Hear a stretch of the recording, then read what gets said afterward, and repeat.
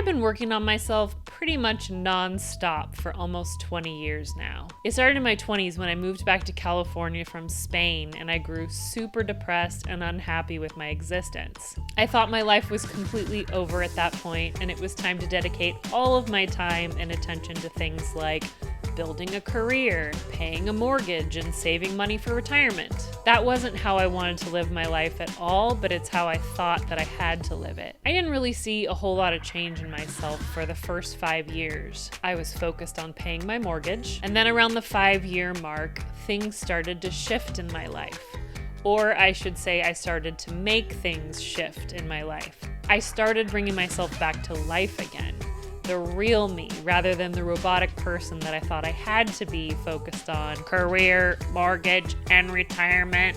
I left California at that point and began to live a life that's way more suited to who I actually am inside. And guess what? The more me I became, the less depressed I was.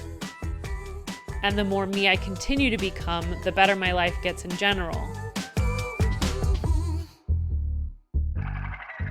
From a very young age, we're all taught how to best fit into society. A lot of those things are important lessons like don't hit people when you're mad, don't throw a tantrum in public when you don't get your way, and don't make fun of people when you're feeling insecure.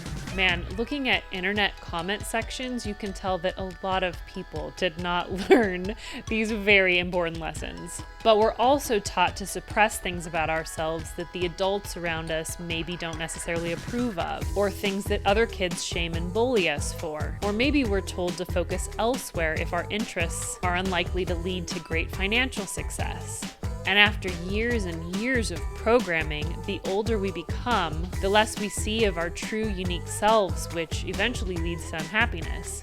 I've been working pretty hard over the past year on becoming as me as I can possibly be.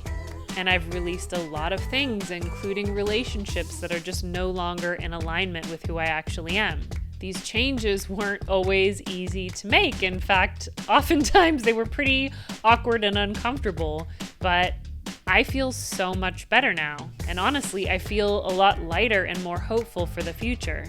I wonder what this world would be like if each child was told that their unique presence and silly little quirks and individual interests were important, and that there was a special place for them in this world. Because I believe there actually is.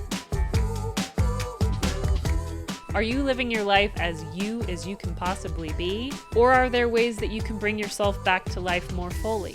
I know that there's a special need in this world that's waiting for you to fulfill it, even if it's just adding more joy into the collective through experiencing your own joy. We could certainly use that. Just as a reminder, you can buy my nature observation journals and composition notebooks at the link down below. And by the way, little Maggie says hi.